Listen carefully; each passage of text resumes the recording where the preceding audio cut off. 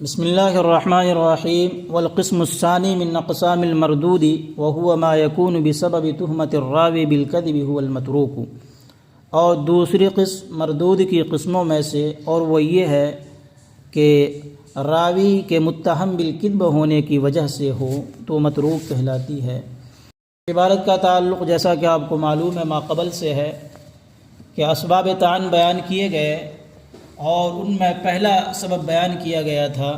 کذب، اور کذب سے وجود پذیر ہونے والی حدیث کو موضوع کہا گیا تھا۔ دوسرا سبب بیان کیا گیا تہمت کذب، تہمت کذب کی وجہ سے جو حدیث بنتی ہے اس کو متروک کہا جاتا ہے۔ والثالث المنکر علی رأی من لا یشترط فی المنکر قید المخالفۃ وَكَذَا الرَّابِعُ وَالْخَامِسُ فَمَنْ فَحُشَ غَلَطُهُ أَوْ كَثُرَتْ غَفْلَتُهُ أَوْ ظَهَرَ فِسْقُهُ فَحَدِيثُهُ مُنْكَرٌ،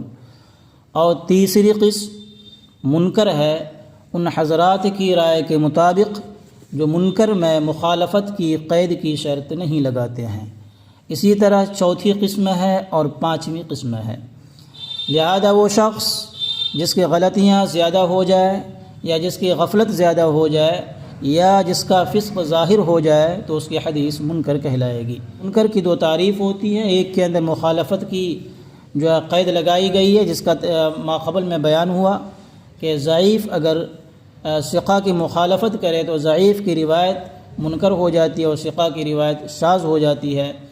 اسی طریقے سے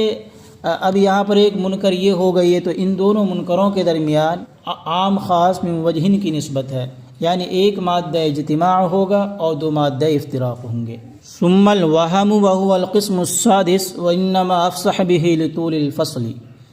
پھر وہم اور یہ چھٹی قسم ہے اور صرف ظاہر کیا اس کو فاصلے کے طویل ہو جانے کی وجہ سے۔ ان اطلع علیہ ای علی الوہم بالقرائن الدالۃ علی وہم راویہ من وصل مرسل او منقطع او ادخال حدیث فی حدیث اور نحو ذلک من الاشیاء القادحۃ، اگر اطلاع ہو جائے مطلع ہو جائے اس پر واقفیت ہو جائے یعنی وہم پر واقفیت ہو جائے ایسے قرائن سے جو دلالت کرتے ہیں راوی کے وہم پر، یعنی مرسل کو متصل بنانے پر یا منقطع کو مرسل بنانے پر یا ایک حدیث کو دوسری حدیث میں داخل کرنے پر یا اس جیسے کسی امر پر، ان امور میں سے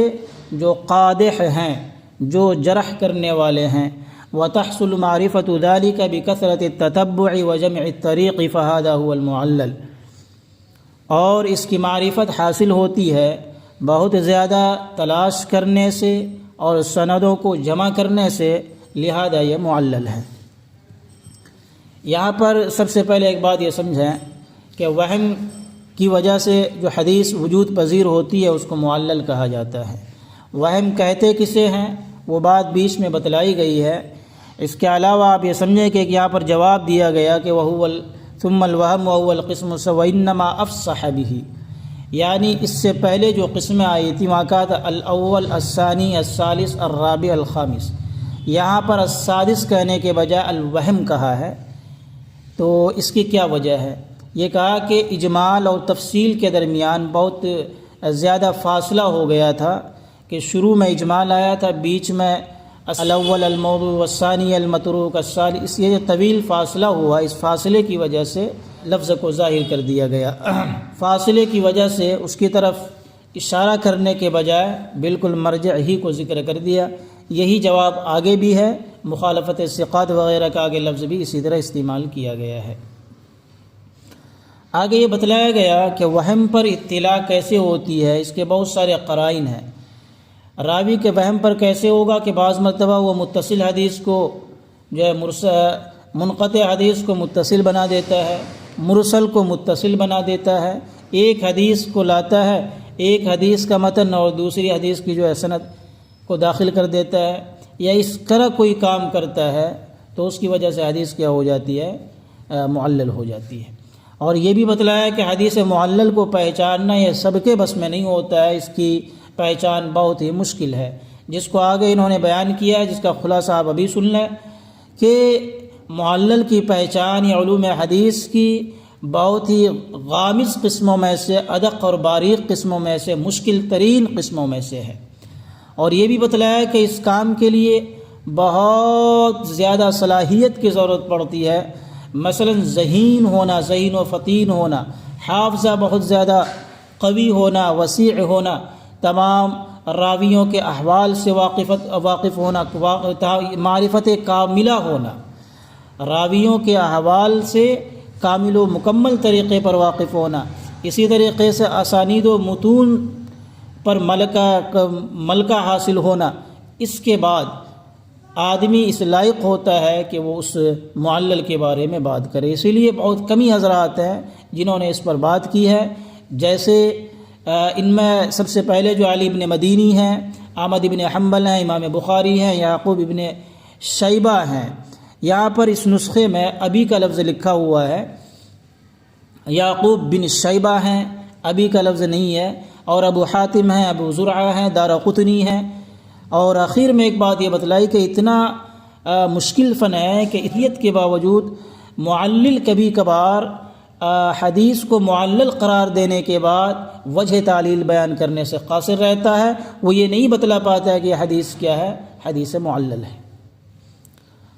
جس طرح ایک سنار ہوتا ہے، سونے کو دیکھتے ہی بتا دے گا کھرا یا کھوٹا، لیکن اگر اس سے دلیل مانگ لی جائے تو وہ دلیل نہیں بتلا پاتا ہے۔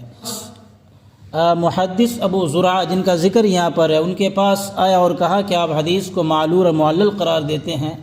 یہ بتائیے آپ کے پاس دلیل کیا ہے؟ انہوں نے کہا کہ دلیل یہی کہ میں تم سے حدیث کے بارے میں بیان کر رہا ہوں کہ حدیث معلل ہے۔ ایسا کرو کہ تم اسی حدیث کو لے کر محمد ابن مسلم کے پاس جاؤ اور ان سے کچھ نہ کہنا میرے بارے میں، اور اس حدیث کے بارے میں دریافت کرنا۔ تو وہ شخص محمد ابن مسلم کے پاس گیا،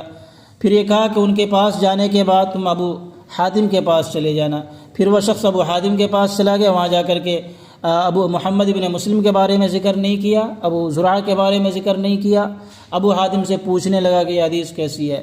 تو پھر وہ شخص وہاں سے واپس آیا اور کہا اشہد ان ھذا العلم الہام، کہ میں گواہی دیتا ہوں کہ یہ علم الہامی ہے۔ وجہ کیا ہے کہ آپ نے جو وجہ علت بتلائی ہے، وجہ تعلیل بتلائی، وہی تعلیل محمد ابن مسلم نے بتائی ہے، وہی تعلیل ابو حاتم نے بتائی ہے۔ تو خیر، اس میں حدیث معلل کو پہچاننا یہ بہت مشکل ترین فنوں میں سے ہے۔ اب اس کا ذرا ترجمہ دیکھ لیجئے۔ وَهُوَ مِنْ أَغْمَضِ أَنْوَاعِ عُلُومِ الْحَدِيثِ وَأَدَقِّهَا، اور یہ علوم حدیث کی قسموں میں سب سے زیادہ باریک اور سب سے زیادہ مشکل ہے۔ وَأَدَقِّهَا، سب سے زیادہ باریک، اغمض سب سے زیادہ مشکل ہے۔ وَلَا يَقُومُ بِهِ إِلَّا مَنْ رَزَقَهُ اللَّهُ تَعَالَى فَهْمًا ثَاقِبًا، اور اس کے لیے کھڑا نہیں ہوتا ہے مگر وہی شخص جس کو اللہ تبارک و تعالی نے فہم ثاقب، تیز ترین سمجھ عطا کی ہو، وحفظاً واسعا، اور وسیع حافظہ عطا کیا ہو، ومعرفةً تامةً بمراتب الرواة، اور راویوں کے درجات سے معرفت کاملہ عطا کی ہو، وملکةً قویةً بالاسانید والمتون، اسانید اور متون کے تعلق سے ملکہ قویہ عطا کیا ہو۔ ولہذا لم يتکلم فیہ الا القلیل من اہل هذا الشان، اور اسی وجہ سے گفتگو نہیں کی ہے اس فن میں مگر اس شان والوں میں سے تھوڑے نے ہی، اور اسی وجہ سے گفتگو نہیں کی ہے اس فن میں مگر ان اوصاف سے متصف تھوڑے ہی حضرات نے، علی ابن المدینی، جیسے علی ابن مدینی، احمد ابن حنبل، بخاری، ویعقوب ابن ابی شیبہ۔ دیکھیے پرانے نسخوں میں ابی لکھا ہے اور اس کے اندر بھی لکھا ہے، یہ ابو کا لفظ صحیح نہیں ہے بلکہ یہ شیبہ ہے، ابو کا لفظ ٹھیک نہیں ہے۔ وہ ابی حاتم، اور ابو حاتم ابو زرعہ دارقطنی۔ وقد تقصر عبارت المعلل، اور کبھی کبھی ناکافی ہو جاتی ہے معلل کی عبارت ان اقامت الحجت علی دعویٰ، اپنے دعوے پر حجت قائم کرنے کے لیے، کالصیرفی فی نقد الدینار والدرہم، جیسے کہ سنار کی عبارت ناکافی ہو جاتی ہے دینار و درہم کو پرکھنے میں۔